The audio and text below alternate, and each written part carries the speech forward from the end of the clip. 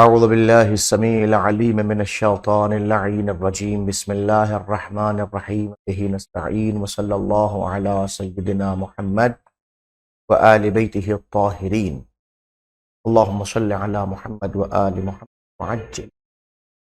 قال امام العلی علیہ الصلاۃ والسلام للعلم ثلاث علامات.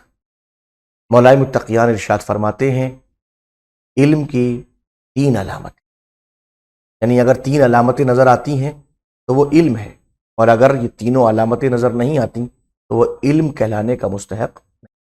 علامتیں کون کون سی ہیں؟ ملاحظہ فرمائیں. فرماتے ہیں المعرفہ باللہ. علم کی پہلی علامت یہ ہے کہ اللہ سبحانہ تبارک و تعالیٰ کی معرفت ہو. وبما یحب. دوسری علامت یہ ہے کہ ہمیں اس بات کی معرفت ہو کہ اللہ سبحانہ تبارک و تعالیٰ کو کون کون سی چیزیں پسند ہیں. وَيُكْرِهْ. اور تیسری علامت یہ ہے کہ ہمیں یہ معلوم ہو کہ اللہ کن چیزوں سے نفرت کرتا ہے، کن چیزوں کو ناپسند کرتا ہے. الثانی عقیدتنا فی التقلید بالفروع. طلاب عزیز، ہماری کتاب عقائد امامیہ، اس کے متعلق ہم نے پہلے درس میں آپ کی خدمت میں عرض کیا تھا کہ ہمارے شیعہ فرقہ امامیہ کے، فرقہ شیعہ اثنا عشریہ کے عقائد کیا کیا ہیں، اس کتاب میں مختصراً بیان کیے گئے ہیں، اجمالاً بیان کیے گئے ہیں. پہلی منزل کے اوپر ہمارا نظر اور معرفت سے متعلق کیا عقیدہ ہے ہم نے وہ عرض کیا، اور آج جو دوسرا مرحلہ ہے عقیدتنا فی التقلید بالفروع، ہمارا یہ نظریہ کہ ہم فروع دین میں تقلید کرتے ہیں، اور اس سلسلے میں ہمارا عقیدہ کیا ہے، اس کا بیان اجمالاً آپ کی خدمت میں پیش کیا جائے. تو بہرحال اصول دین سے متعلق کہہ دیا گیا کہ وہاں پر تقلید نہیں ہے، مذمت کی گئی ہے، حکم دیا گیا ہے ہماری عقل کی بنیاد کے اوپر اس کی تائید قرآن مجید کی آیات اور پیغمبر اکرم اور ائمہ طاہرین علیہم السلام کی روایات اور ان کی بیان کردہ احادیث کرتی ہیں.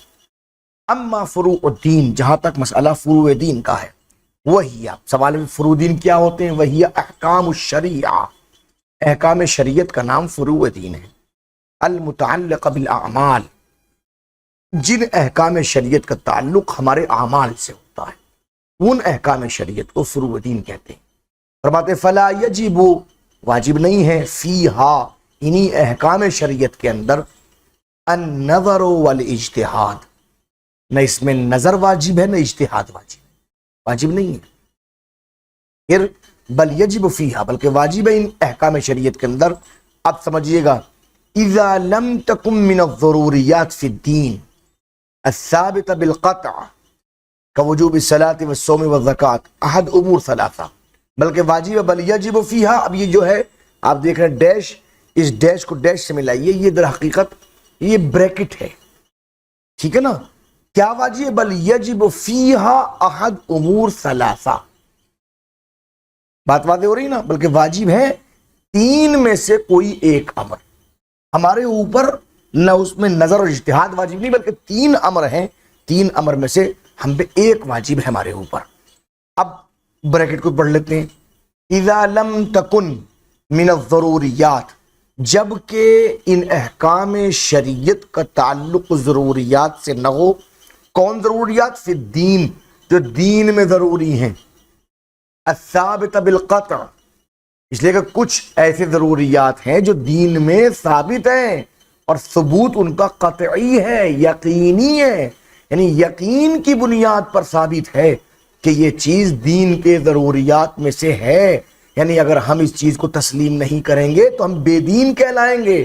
دیدار ہونے کے لیے ان چیزوں کا تصور کرنا، ان چیزوں کو ماننا، ان چیزوں کو مقام عمل میں لانا ہمارے لیے واجب ہے. اب اگر کوئی ان میں سے نہیں ہے، اب سوال فون پیدا ہوگا، جناب وہ کون سی چیزیں ہیں جن کا یقینی طور کے اوپر ثبوت ہے کہ یہ دین کے ضروریات میں سے ہیں؟ کا وجوب الصلاۃ، جسے نماز کا وجوب، والصوم والزکوۃ، صوم اور زکوٰۃ، احد امور ثلاثہ، تین میں سے کوئی ایک چیز واجب ہے. اما یجتہد المکلف، یا تو ایک انسان مکلف اجتہاد کرے، وَيَنظُرْ فِي أَدِلَّةِ الْأَحْكَامِ، اور دیکھے ادلہ احکام کے اندر، نظر کرے، غور و فکر کرے. اذا کان اہلا لذالک، اگر وہ اس کے اندر اہل ہو، یعنی اگر وہ اجتہاد کی، نظر کی، تأمل کی، تدبر کی صلاحیت اور اہلیت رکھتا ہے تو اس صورت میں اس کے اوپر واجب ہے کہ وہ اس کے اندر غور و فکر سے کام لے اور ان تمام تر احکامات میں اجتہاد کرے ایک منزل۔ وَإِمَّا یہ کہ أَن يَحْتَاطَ فِي أَعْمَالِهِ، کہ اپنے اعمال میں احتیاط سے کام لے۔ احتیاط اذا کان یسعو الاحتیاط، مگر یہ اس صورت میں ہر انسان کے بس کی نہیں ہے، اس صورت میں کہ جب اس کی وسعت احتیاط ہو، یعنی وہ احتیاط پر عمل کر سکتا ہو۔ دو منزلیں، وَإِمَّا أَن يُقَلِّدَ الْمُجْتَہِدَ، یا کہ وہ کسی مجتہد کی تقلید کرے۔ کون سا مجتہد؟ الجامع للشرائط، جو جامع شرائط ہو، جس کے اندر تمام شرائط موجود ہوں، شرائط ایسے شرائط جس کی بنیاد پر تقلید کی جا سکتی ہو۔ اب کون کون سے شرائط ہیں؟ بِأَن يَكُونَ مَن يُقَلِّدُهُ عَاقِلًا عَادِلًا، کہ جس کی تقلید کی جائے وہ نمبر 1 پہ عاقل ہونا چاہیے، نمبر 2 پہ عادل ہونا چاہیے، صائلاً لنفسه، اپنے نفس کی حفاظت کرنے والا ہونا چاہیے، حافظاً لدینہ، اپنے دین کی حفاظت کرنے والا ہونا چاہیے، مخالفاً لہوا، اپنی ہوا و ہوس خواہشات نفسانیہ کا مخالف ہو، مطیعاً لامر مولا، اور اپنے مولا کے حکم کا اطاعت کرنے والا ہو۔ اس کا مطلب ایک مجتہد جو جامع شرائط تقلید ہوتا ہے اس کے اندر اتنے شرائط کا ہونا لازمی ہے۔ پہلا شرط عاقل ہونا چاہیے، نمبر 2 عادل ہونا چاہیے، نمبر 3 صائن نفس ہونا چاہیے، نمبر 4 حافظ دین ہونا چاہیے، نمبر 5 مخالفاً لہوا ہونا چاہیے، ہوا و نفس، ہوا و نفس کا مخالف، اور نمبر 6 مطیع امر مولا ہونا چاہیے۔ فمن لم یکن مجتہدا ولا محتاطا، اب اگر کوئی مجتہد بھی نہیں ہے، نہ وہ محتاط ہے، نہ اس نے اجتہاد کیا ہے اور نہ احتیاط پہ عمل کر رہا ہے، ثم لم یقلد المجتہد، اور اب وہ ایسے انسان مجتہد کی تقلید نہیں کرتا۔ کیسا مجتہد؟ الجامع للشرائط، جو جامع شرائط ہے، فجمیع عباداتہ باطلہ، اس کی تمام عبادات باطل ہیں، لا تقبل منہ، اس سے وہ قبول نہیں کی جائیں گی۔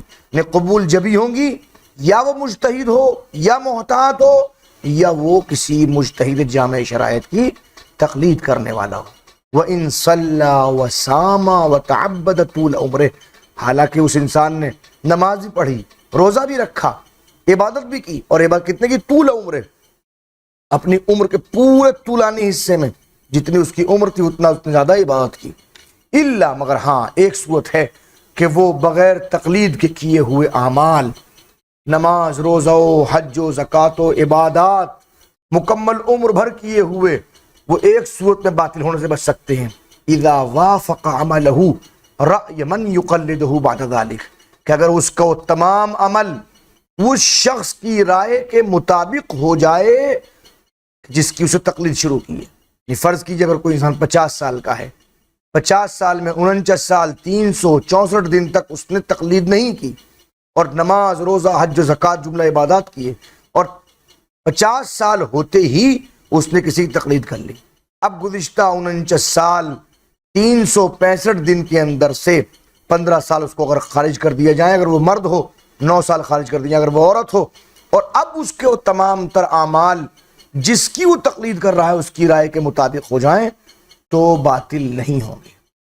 وقد اتفق له ان عمله جاء بقصد القرب الى اللہ تعالی، اور اتفاق اس بات کا بھی ہو جائے اس کے عمل کے ساتھ ساتھ، رائے کے ساتھ ساتھ، کہ اس کا عمل واقعاً قربت الی اللہ کی قصد سے اور نیت سے انجام پایا ہو، یعنی اگر اس کا عمل قربت الی اللہ کی نیت سے انجام نہیں پایا، اب خواہ کسی بھی مجتہد کی رائے کے مطابق اس کا عمل کیوں نہ ہو جائے، پھر بھی اس کا عمل باطل ہوگا۔ وصلی اللہ علی محمد و آل بیتہ الطاہرین۔